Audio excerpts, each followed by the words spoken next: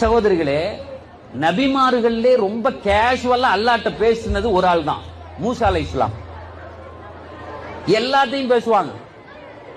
அது என்ன, சாப்பாடு வேணும்பாங்க, அது வேணும். ஒரு நாள் கேட்டாங்க, எல்லாம் எனக்கு ஒரு செய்தி தெரியணும், உலகத்திலேயே ரொம்ப உனக்கு பிடிச்சமான ஆள் யாரு?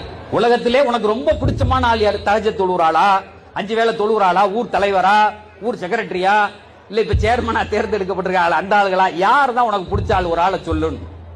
உடனே அல்லாஹ் சொன்னா, ஏன் இந்த கேள்வினா? இல்ல நான் தெரிஞ்சுக்கிறேனே உனக்கு பிடிச்ச ஆளு.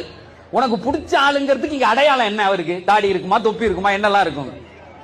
உடனே அல்லாஹ் சொன்னா, எனக்கு பிடிச்ச ஆளை நீ தெரியணும் அப்படின்னு சொன்னா அவருக்கு நான் ஒரு பொம்பளை புள்ளைய கொடுத்திருப்பேன். ஒரு பொம்பளை புள்ளைய கொடுத்திருப்பேன்.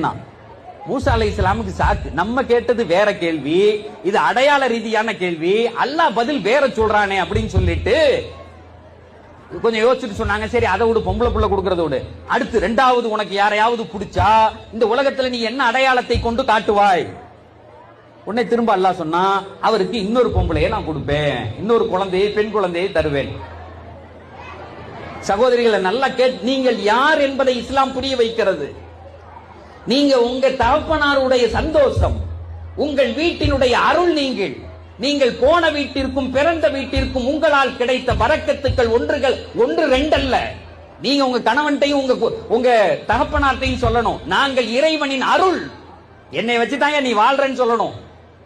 சரின்னு பார்த்தாங்க. சரி யா அல்லாஹ், இது என்ன சோதனையாவே போகுது, 1க்கு 2 பொண்ணு கொடுப்பேன். சரி விடு, இப்ப அதை பத்தி பேச்சு இல்ல, 3வது ஒருத்தரை பிடிச்சிருச்சுன்னா என்ன செய்வேன்? எல்லாம் சொன்னா 3வது ஒரு பொம்பளை பிள்ளையை கொடுப்பேன்.